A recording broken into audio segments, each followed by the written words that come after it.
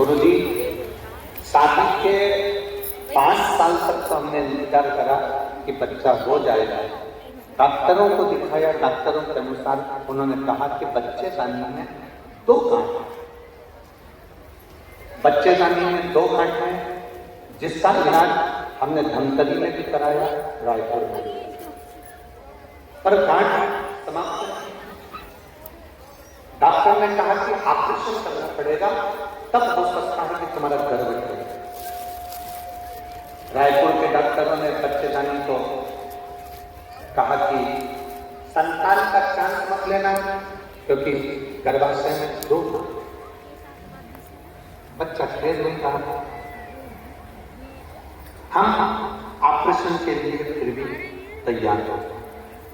फिर हमने किसी के कहने पर ऑपरेशन की तारीख तो ले ली, पर हम ऑपरेशन कराने के लिए टीवी में 2023 में शिव महापुराण की कथा सुनी और बाबा से सफेद आंकड़े की जड़ का प्रयोग करा और बाबा से विनती करी, बाबा आपका चढ़ा हुआ जल सारी बीमारियों को ठीक कर देता है, तो मेरी भी गर्भाशय की दोनों गांठों को ठीक कर दो।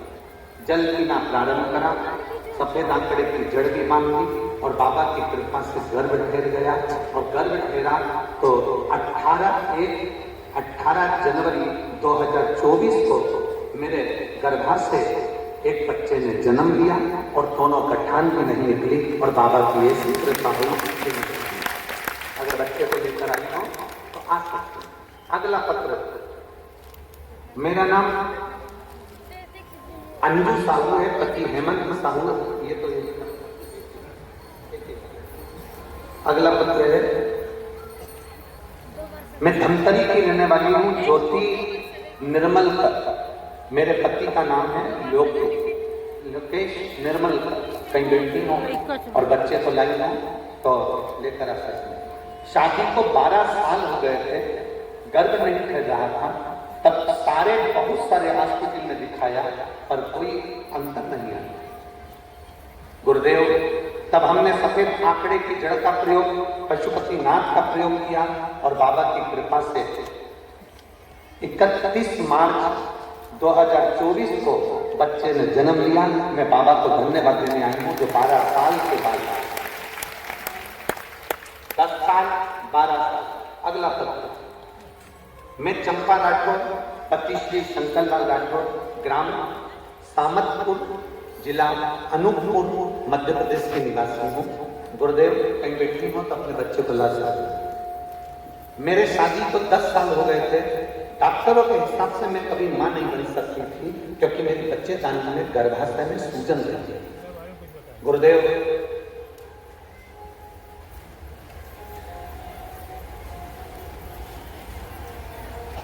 समय निकलता गया, पर मेरे गर्भ से संतान की प्राप्ति नहीं हुई। तब मैंने पशुपतिनाथ का व्रत किया और सफेद आंकड़े की जड़ का प्रयोग करा। बाबा की कृपा से 10 साल के बाद मुझे संतान की प्राप्ति हुई। अगला पत्र, मैं माधुरी मणिराम साहू, ग्राम कंवर, जिला बालोद की निवासी हूँ। मेरी शादी को 13 साल हो गए थे। मैं आर्मी के बड़े बड़े हॉस्पिटल में इलाज करवा चुकी हूँ। गुरुदेव, फिर भी मेरे घर में संतान का सुख नहीं आया।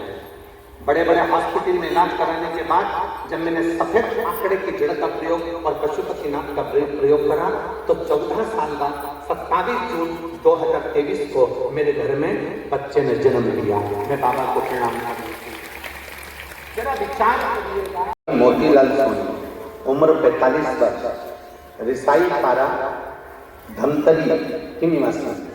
कहीं बैठी हूँ तो हाथ मिला सकते और बैठी हूँ तो बेलपत्र लेने के लिए आ सकते।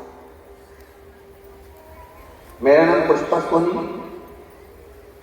पति मोतीलाल सोनी, उम्र 45 वर्ष, रिसाई पारा, धमतरी के निवासी हूँ। गुरुदेव, मैं बाबा का क्या वर्णन करूँ। गुरुदेव, अक्टूबर 2023 को मुझे चेस्ट में कैंसर,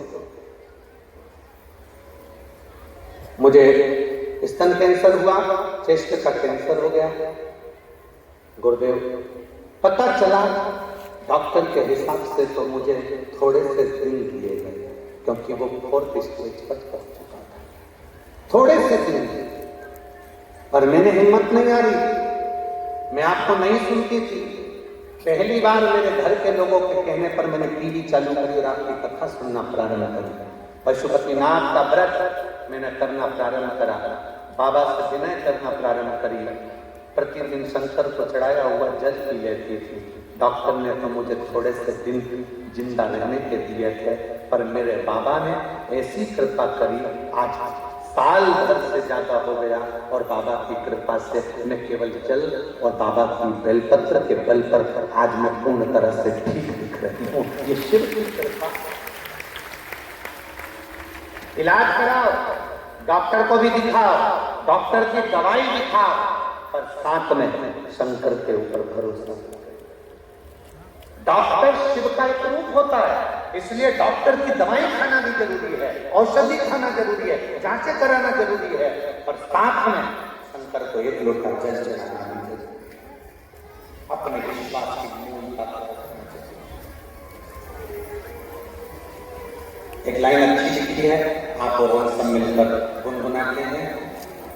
एलईडी पर लाइन चल रही है, आप इस साथ में बोल सकते हैं, भोलेनाथ दयाल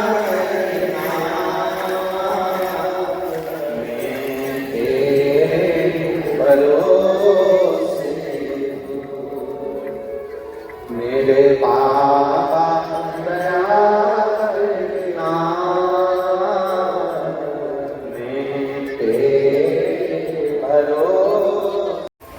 कंकड़ ठाकुर से निवेदन करिए, पूजन करिए और उससे करिए, बाबा से स्वीकार करिए।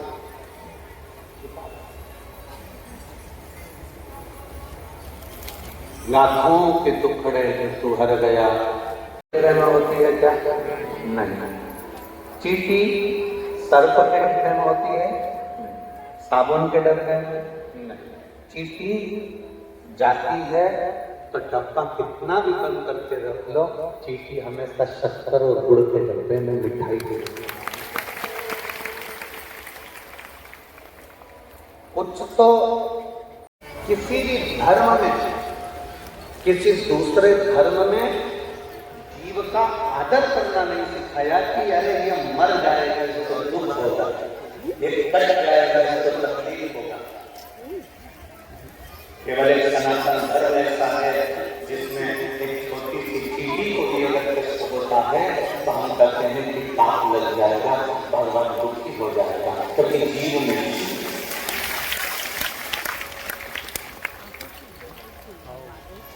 हमारा सनातन धर्म किसी की हत्या करना नहीं सिखाता। हमारा सनातन धर्म किसी को बर्बाद करना नहीं सिखाता। हमारा सनातन धर्म तो ये सिखाता है कि चाहे वो नदी हो, पर्वत हो, पहाड़ हो, पत्थर हो, वृक्ष हो, तालाब हो, सरोवर हो, स्त्री हो, पुरुष हो, नारी हो, बच्चा हो, सबका आदर करिए, सबका सम्मान करिए और सब में शिव को देखने का प्रयास करिए। हर एक में शिव बसा। हम क्यों नहीं? तुझ में रब दिखता है यार, में क्या था? हर एक में वही बसता है, तुम्हें क्या था? सब में वही नजर आ रहा है, सब में वही दिख रहा है, सबके भीतर वही समाया हुआ है, सबके भीतर उसी की ही ऊर्जा है, सभी के भीतर उसी की ही ज्योति है। तो फिर हम कैसे कहते हैं कि शंकर मंदिर में है?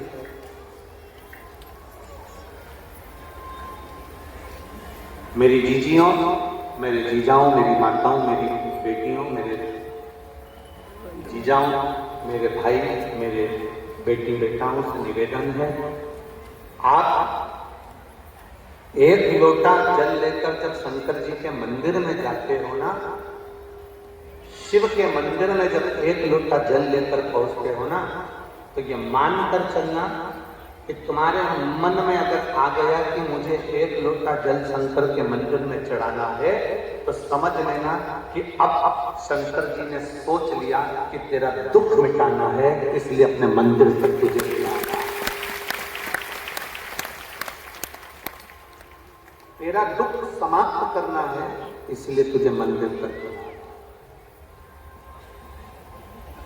आपके क्षेत्र में अगर कहीं शिव महापुराण की कथा हो रही है, कुबेर भंडारी कहीं कथा करने के लिए आपके क्षेत्र में अगर पहुंचे हैं और कहीं कुबेरेश्वर बाबा की कृपा आप पर हुई है और नजदीक में 100 किलोमीटर, 50 किलोमीटर, 70 किलोमीटर, 150 किलोमीटर की दूरी पर, 200-300 किलोमीटर की दूरी पर अगर शिव महापुराण की कथा हो रही हो और तुम्हें कानों में सूचना मिल जाए कि कथा हो रही है, तो मुझे जाना है।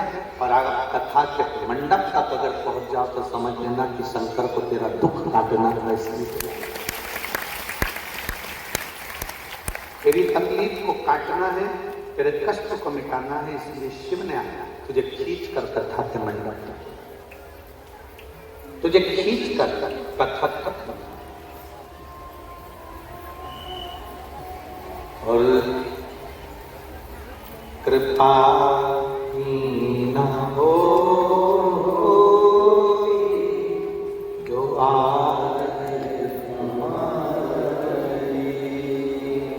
तो सुनी अदालत तुम्हारी, गरीबों के दिल में जगह तो किस दिल में हो इबादत तुम्हारी, तो किस दिल में